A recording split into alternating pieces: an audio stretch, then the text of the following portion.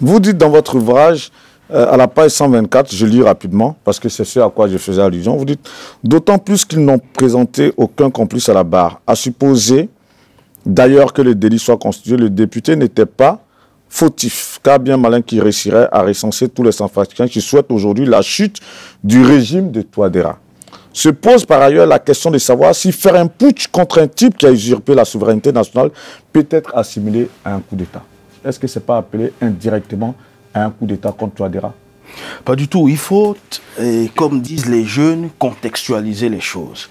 Là, vous parlez de la partie qui est consacrée à l'arrestation du député Dominique Yandoka. Dominique Yandoka, c'est un député de la nation qui a été arrêté au prétexte qu'il voulait faire un coup d'État, de complot contre l'État. Or, vous savez que pour faire un complot, il faut forcément avoir des complices. On ne peut pas comploter à seul. Malgré l'immunité parlementaire de ce député, il a été embastillé pendant plus d'1 an. Et ce pouvoir qu'il a embastillé est un pouvoir finalement illégitime. Parce que, entendons-nous bien, M. Touadéra, en modifiant la Constitution de 2016, s'est exclu du cadre républicain. Et moi, j'entends le contexte ainsi, vous permettez. Mais lorsque vous dites quand même, se pose par ailleurs la question de savoir si faire un putsch contre un type qui a usurpé, on comprend bien qu'il a usurpé la souveraineté nationale, peut être assimilé à un coup d'État. Ne s'agit-il pas plutôt d'un sursaut patriotique salutaire? Parce que là, vous appelez ce coup d'État qui pourrait éventuellement avoir lieu un sursaut patriotique. Je vous pose la question. Oui. Lorsque vous faites un coup d'État contre un auteur d'un coup d'État, est-ce que c'est un coup d'État? Mais Touadéra n'a pas fait il est au pouvoir parce qu'il a été élu. Il a usurpé la souveraineté nationale puisqu'il a modifié la Constitution de 2016. Oui, je l'entends, mais c'est pas un coup Il est d'État. parjure. Oui, il s'est parjuré. Et dès lors qu'il s'est parjuré, il s'est soustrait du cadre républicain, du cadre légal. Voyez-vous, il est devenu un putschiste constitutionnel. Et un putschiste constitutionnel s'expose aux conséquences de son putsch. Mais encore une fois de plus, moi, je suis organiquement contre les coups d'État. Parfait, je l'entends bien. L'AES, tout à l'heure, vous avez fait le tour d'horizon, vous avez fait l'analyse un peu, vous avez dénoncé, on va dire, cette manière, on va dire, d'esarroger le pouvoir, quelque part. On va s'intéresser à la Centrafrique. Et c'est là où c'est vrai que lorsqu'on lit votre ouvrage, vous l'avez lu, et la première question que je vais vous poser, lorsqu'on finit de lire votre ouvrage, selon vous, qu'est-ce qu'on devrait pouvoir retenir? On devrait plutôt avoir et je veux parler avec beaucoup de gravité, on devait se lever pour œuvrer à ce qu'on puisse tourner la page de l'actuel régime. Voyez-vous, vous avez lu ce livre, vous l'avez rappelé au début de cet entretien. En l'écrivant, j'ai été soumis à 2 sentiments contradictoires.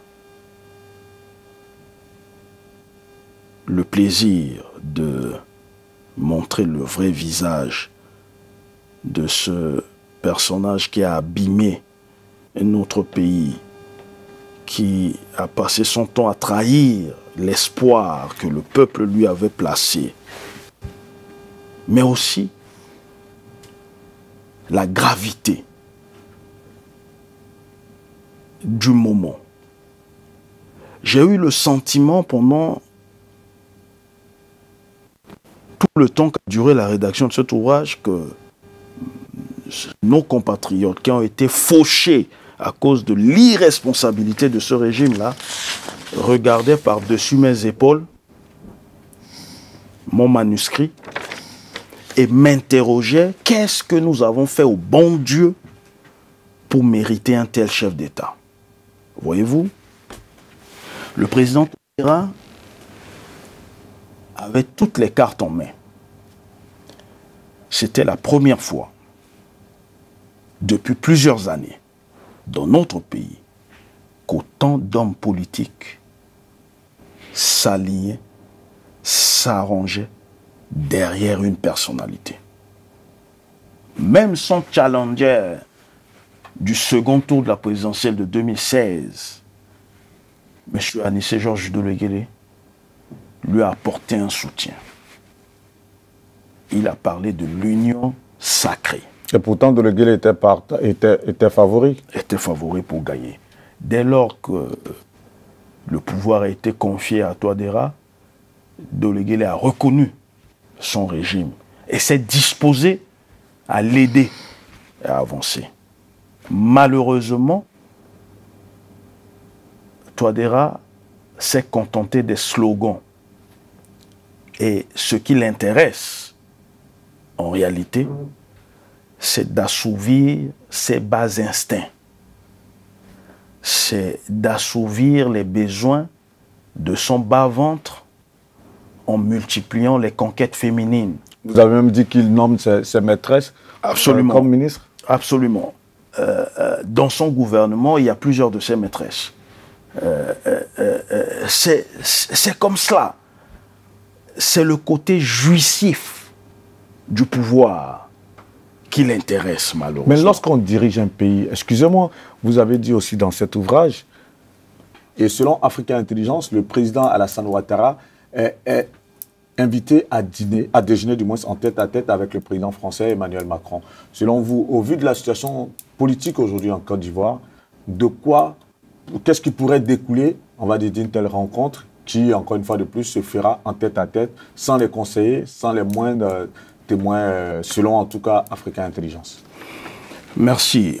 Si cette rencontre a lieu, elle intervient, vous venez de le rappeler, dans un contexte politique tendu en Côte d'Ivoire, notamment lié par l'exclusion des poids lourds de l'opposition ivoirienne de la liste électorale. Je veux citer l'ancien président Laurent Gbagbo, le président du PDCI Tidjane Thiam, Guillaume Soro, l'ancien président de l'Assemblée, et Charles Blé Goudé, que vous avez reçu sur ce plateau la semaine dernière. Tout à fait. Et ces exclusions-là suscitent, en tout cas provoquent, une tension aujourd'hui dans le pays et font craindre la répétition de la crise électorale de 2010-2011 que nous avons connue. La rencontre entre les présidents Macron et Ouattara s'inscrit dans une série d'échanges assez réguliers entre les deux chefs d'État. Sauf qu'aujourd'hui, avec la tension qu'il y a en Côte d'Ivoire, la tension politique, que je le précise, qu'il y a en Côte d'Ivoire, cette rencontre est sensible. Pourquoi sensible? Souvenez-vous, Emmanuel Macron avait salué le président Ouattara lorsque celui-ci a annoncé se retirer de la course électorale en 2020. Tout à fait. Avant de rétropédaler, en tout cas avant un revirement. Après le décès du Premier ministre Amadou Gon Coulibaly. Et lorsque le président Ouattara a décidé de se présenter à nouveau en 2020, Emmanuel Macron avait observé un silence. Silence qui a été interprété par les adversaires de Ouattara comme un chèque à blanc, comme un encouragement à continuer à être à la tête de l'État ivoirien. Aujourd'hui, Macron se retrouve dans une position assez délicate. S'il s'exprime, on aura des cris d'orfraie. Les panafricanistes et autres vont crier à l'ingérence dans les affaires internes d'un État indépendant. S'il ne s'exprime pas, si la France ne dit rien, on va interpréter à nouveau ce silence-là comme un soutien tacite au régime en place. Vous m'avez posé la question, je vais je vais être franc avec vous. Je vais vous répondre franchement, si vous le permettez. Je suis organiquement opposé à l'exclusion du jeu politique d'un certain nombre d'acteurs. Mais vraiment organiquement. Je ne peux pas, d'un côté, dénoncer ce qui se passe chez moi. L'introduction dans le corpus national de la notion de centrafricain d'origine qui exclut un certain nombre de candidats à l'élection présidentielle, qui exclut un certain nombre de nationaux, de binationaux, de la gestion des affaires de l'État. Et puis, de l'autre côté, malgré la sympathie que j'ai pour le président Alassane Ouattara, encourager l'exclusion. Ce qui fait la richesse de nos échanges, et parce que lors de votre exposé, il y a tellement de choses que vous avez dites. Et c'est vrai, vous avez, en définitive, lorsque vous avez chuté, vous avez de la sympathie pour le président Alassane Ouattara. Absolument. Moi, j'ai eu l'opportunité de vous lire et j'ai eu l'opportunité de voir certaines de vos chroniques, tout ça, parce que vous faites aussi des contributions dans Jeune Afrique. Vous dites, lorsque vous présentez le président Alassane Ouattara, c'est comme un homme providentiel. Mais cet homme providentiel aujourd'hui qui va, on va dire, à l'assaut de son 4e mandat et qui, peut-être au demeurant, devrait pouvoir avoir un blanc-seing de la France, vous opposez à cela. Pour quelqu'un qui est un être providentiel, pourquoi ne pas le laisser terminer ce qu'il a commencé depuis des lustres, surtout que selon certaines dispositions de la Constitution ivoirienne, il en a droit. Entendons-nous bien. Je ne m'oppose pas à ce que le président Alassane Ouattara puisse se présenter pour un autre mandat à la tête de la Côte d'Ivoire. Okay. Ce n'est pas ce que je dis. Je dis, il ne faudrait pas, en tout cas le président Ouattara et ceux qui l'entourent, auraient tort de, même si on va nous dire que ce sont des décisions judiciaires qui ont exclu ces acteurs politiques-là. Condamner en gros l'exclusion des gros jeux politiques. Okay. J'aurais fait partie du collège des conseillers du président Ouattara. Je lui aurais conseillé de prendre un texte d'amnistie pour autoriser l'ensemble des acteurs politiques à se présenter à cette présidentielle d'octobre 2025. Pourquoi? Parce que l'histoire retiendra que le président Ouattara sera celui qui n'aura pas affronté ses adversaires politiques lors d'une présidentielle. Voyez-vous, à l'exception de la présidentielle de 2010-2011, le président Ouattara n'a pas été dans une compétition avec un acteur majeur depuis qu'il est à la tête de l'État ivoirien. Puisque l'élection de 2015, il s'est présenté pratiquement seul. Le président Bédié, père son âme, n'était pas candidat, l'avait soutenu. En 2020, il y a eu un boycott de ces élections. Il était pratiquement seul, le seul poids lourd qui s'est présenté. Or, je suis convaincu, persuadé qu'avec le bilan qui est celui du président Alassane Ouattara, avec la division de l'opposition qui peine à s'entendre sur une ligne commune, qui présente, je veux dire, dont on méconnaît le socle sur lequel cette opposition-là agit, je ne pense pas que le président Ouattara pourrait perdre une élection, en tout cas la prochaine élection, devant un candidat de l'opposition. Donc en définitive, pour vous, le président Alassane Ouattara, au sorti de sa rencontre avec le président Emmanuel Macron, pourrait éventuellement se présenter pour un 4e mandat, en définitive, si on suit l'analyse que vous en faites. Mais ce sont les textes. Il faut respecter les constitutions qu'on s'est données. Si les juristes ivoiriens, si le Conseil constitutionnel de la Côte d'Ivoire estime, puisque en dernier ressort, c'est le Conseil constitutionnel qui valide ou pas les candidatures, si le Conseil constitutionnel estime que le président Ouattara peut être candidat à cette élection, qui suis-je pour m'en opposer? Mais ce que je dis, c'est que le président Macron devrait profiter de cette rencontre pour suggérer fortement à son homologue d'ouvrir le jeu politique. Parce que la question est moins celle de savoir si on doit s'ingérer, en tout cas, si on doit intervenir dans les affaires internes d'un État, ou si on doit s'abstenir de peur d'être taxé d'ingérence. Il faut conseiller à un ami, à un allié, parce que à la fois le président Ouattara et le président Macron partagent un certain nombre de vues sur des sujets d'intérêt commun. Ils sont des alliés, tout le monde le sait. Mais l'intérêt d'avoir un allié, c'est quoi? C'est de suivre des conseils. Donc, la France a les moyens, a des leviers pour faire en sorte que le jeu politique en Côte d'Ivoire soit ouvert. Parfait. Vous êtes appuyé tout à l'heure sur la Constitution, disant que si la Constitution lui permet d'être candidat, qui vous êtes pour l'en empêcher. Mais lorsqu'on voit que ce quatrième mandat est un mandat, on va dire, à polémique, d'un point de vue personnel, vous en tant qu'analyste géopolitique, quel serait votre avis sur ce quatrième mandat, qui, pour certains observateurs ivoiriens, serait un mandat de trop? Vous, votre point de vue personnellement en tant qu'analyste? Mon point de vue est celui qui s'attache au droit. Voyez-vous, le droit autorise, même si d'autres juristes disent que le président Ouattara n'a plus le droit de se présenter, mais le droit positif ivoirien, la constitution ivoirienne donne la possibilité au président Ouattara, du moins c'est ce qu'il dit, de se présenter. Alors, il faut qu'il se présente. Mais je vais aller plus loin.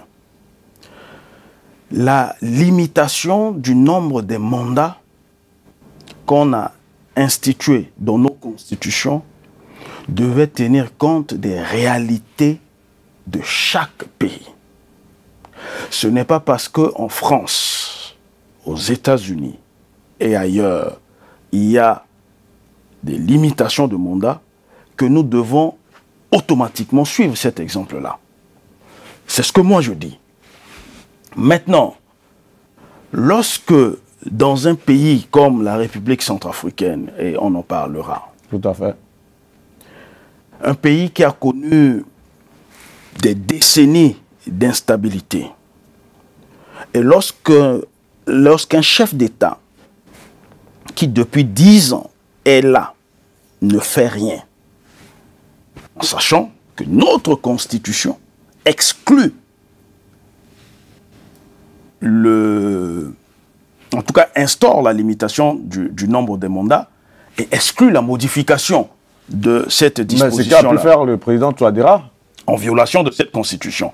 Tant que les règles qu'on s'est données ne sont pas violées, tant qu'on respecte ces règles qu'on s'est librement données, moi je n'ai rien à dire. Mais ce que vous dites, pour certains Ivoiriens, justement, le président Alassane Ouattara aurait violé la Constitution, d'autant plus que dans l'ancienne Constitution qui était en vigueur, qui limitait les mandats à 2, et au demeurant, cette clause n'a pas été reprise selon certaines interprétations.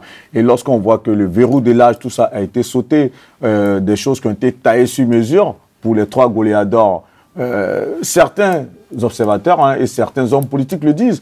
Le président Charles Bégoudé, justement, sur notre plateau, le disait, que lui ne peut pas comprendre qu'il y a eu des acquis démocratiques. Le vote à 18 ans, le bulletin blanc, les urnes transparentes, la limitation d'âge à 75 ans, les 2 mandats, et qu'aujourd'hui, en 2020, 2025, tous ces acquis démocratiques, on veuille les remettre en cause. Vous, quelle est votre analyse, votre interprétation et votre commentaire sur tout ça? Je laisse la responsabilité de ces propos à Charles Bégoudé. Ce que je constate, et il ne vous a pas échappé que je ne suis pas un constitutionnaliste. Je laisse la responsabilité de cette question aux constitutionnalistes et aux constitutionnalistes ivoiriens. Il ne vous a pas aussi échappé que je ne suis pas ivoirien et que je n'ai aucun intérêt en Côte d'Ivoire. Si vous me permettez, moi j'ai vu un trait commun entre le président Touadéra et le président Alassane Ouattara, et vous me permettez de le révéler ici. Je vois que son ancien président de l'Assemblée nationale, Mekassoua, a été condamné par contumace et aujourd'hui il est en exil.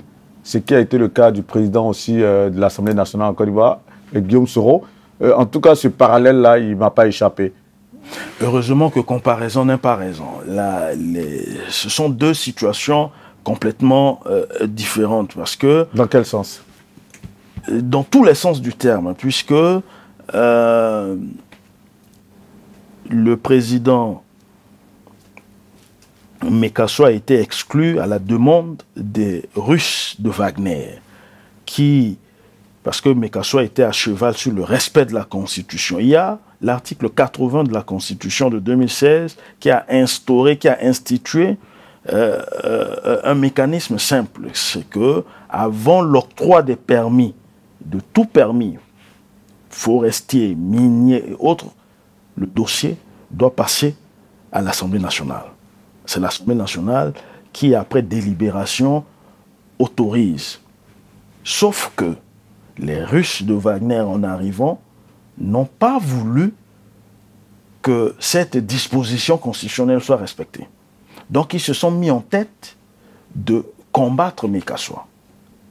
Et ils sont passés, justement, par le président Touadéra pour combattre Mekasso et pour l'exclure du jeu politique jusqu'à sa condamnation par la justice centrafricaine. Pour atteinte à la sûreté de l'État. Et c'est en cela que je dis qu'il y a quelques marqueurs quand même qui se rejoignent hein, par rapport aussi, c'est le président de l'Assemblée nationale.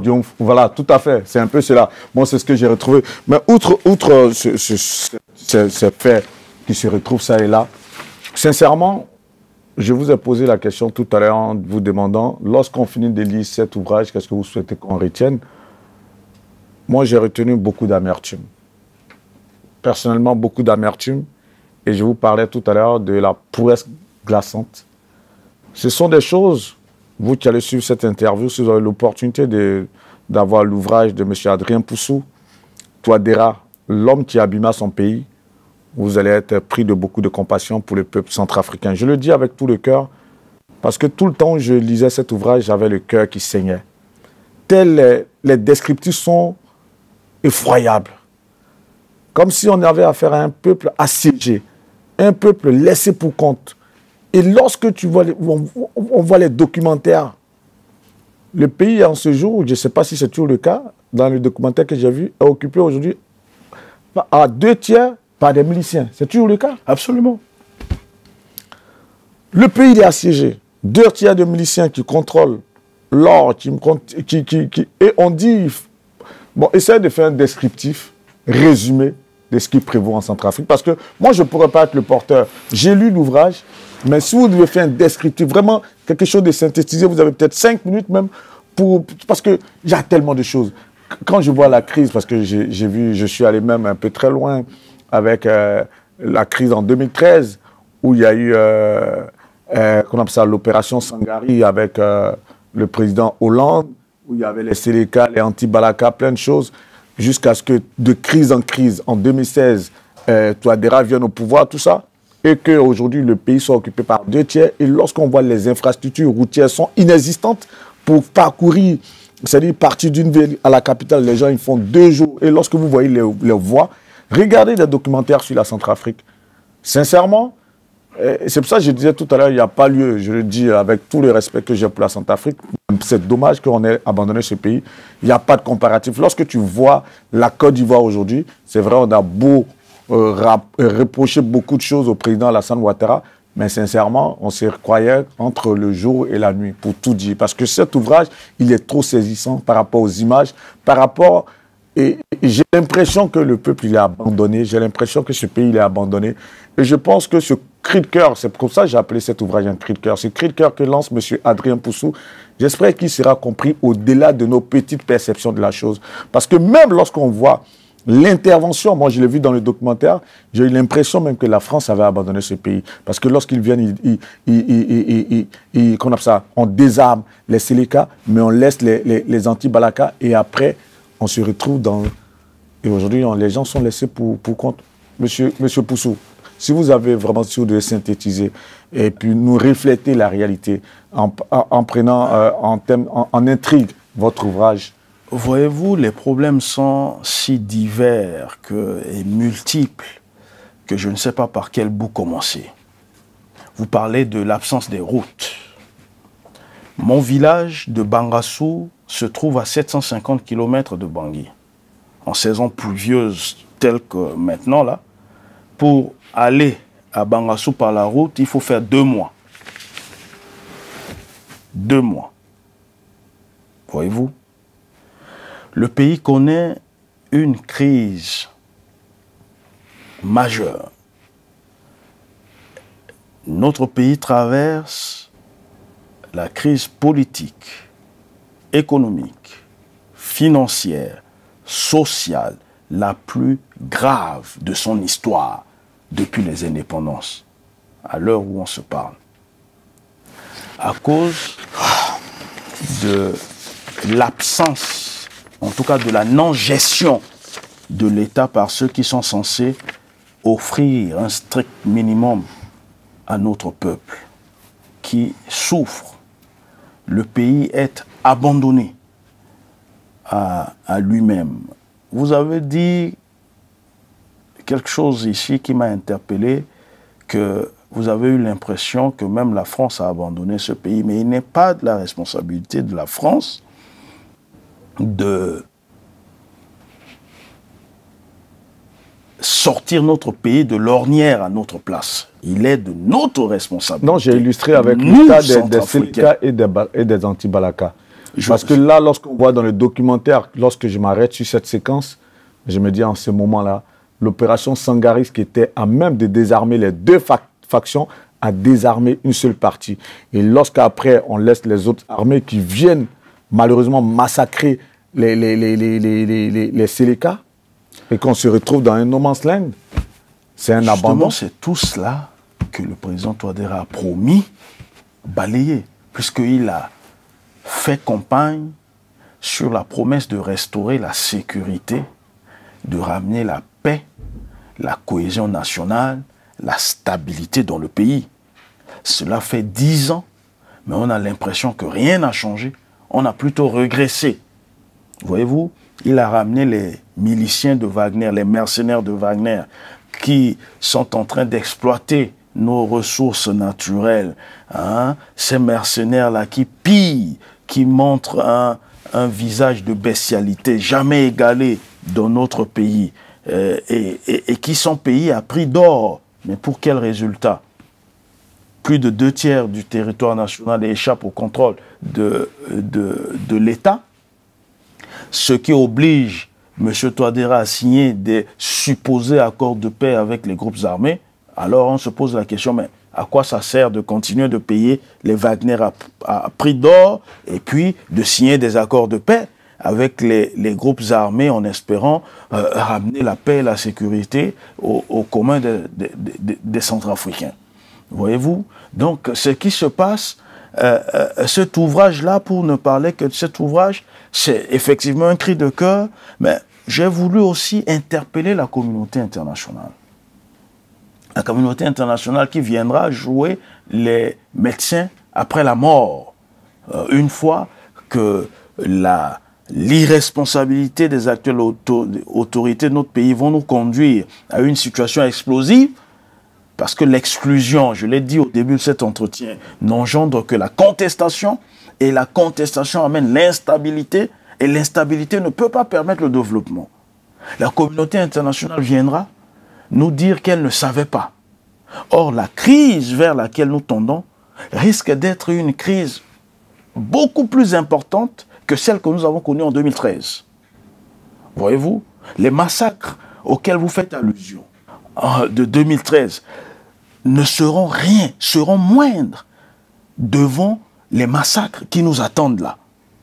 Si la communauté internationale ne fait rien, si on laisse Touadéra faire, Touadéra qui, dans sa nouvelle constitution, a exclu les binationaux, c'est-à-dire l'ensemble de ses adversaires politiques, qui, dans sa nouvelle constitution, a levé la limitation du nombre de mandats. Donc, il veut rester au pouvoir ad vitam aeternam. Mais aucun Centrafricain digne de ce nom ne le laissera faire. Wow. Radioscopie d'une situation, je ne sais pas comment la qualifier. Catastrophique. Bah, merci de me prêter le mot. Monsieur Adrien Poussou, nous avons passé pratiquement plus d'1 heure sous les caméras de Fabien Dardenne qui a capté toutes ces images. On a passé en revue successivement l'actualité politique en Côte d'Ivoire. En tant qu'expert géopolitique, on a bifurqué vers le Sénégal, les pays de l'AES et bien entendu la Centrafrique, votre pays, où vous avez été ancien ministre de la Communication. C'est vrai, là ce sera ma dernière question. Selon vous, vous qui avez été ministre, vous qui avez travaillé avec les gouvernants, comment est-ce que vous vous expliquez que très souvent, et je l'ai dit en introduction, les présidents, les gouvernants à qui sont confiés des millions de vies d'Africains se comportent malheureusement très souvent de la manière la plus abjecte. Le cas le plus patent, celui de la Centrafrique. C'est ma dernière question et ce sera aussi l'occasion pour vous de lancer un message à la faveur de la sortie de cet ouvrage. C'est vrai, le chapitre de la Centrafrique, on pourra peut-être avoir une interview spéciale Centrafrique. Et sachez que moi, j'ai été très, très honoré, très heureux de vous avoir. Je l'ai dit en entame de cette interview, ça allait être un moment d'édification. J'avoue qu'on a été édifié sur certains sujets, sur pas mal de sujets. Et voilà. Pour vous répondre en un mot, il faut placer l'homme au cœur de toute politique. Lorsque vous placez l'homme au cœur de votre action politique, ça veut dire que l'homme est votre priorité. Ça veut dire que vous aimez votre prochain. Mais lorsque l'homme n'est pas au centre de votre politique, eh bien, ça donne les résultats que nous voyons dans notre pays. Je tenais moi aussi à vous remercier de m'avoir invité sur votre plateau. Je voudrais inviter les Africains à continuer le combat pour l'affermissement de la démocratie sur notre continent. Que personne ne vienne nous dire que la démocratie ne serait pas l'apanage des Africains, que l'Afrique serait contre la démocratie. Bien au contraire, la démocratie est d'essence africaine, par l'arbre à palabre et autres. Nous pouvons instaurer le jeu démocratique sur le continent. Que la propagande de ceux qui veulent confisquer les leviers du pouvoir sur le continent ne nous détourne pas sur la priorité qui reste le pluralisme des opinions à travers le jeu démocratique sur ce continent-là. Merci de m'avoir invité.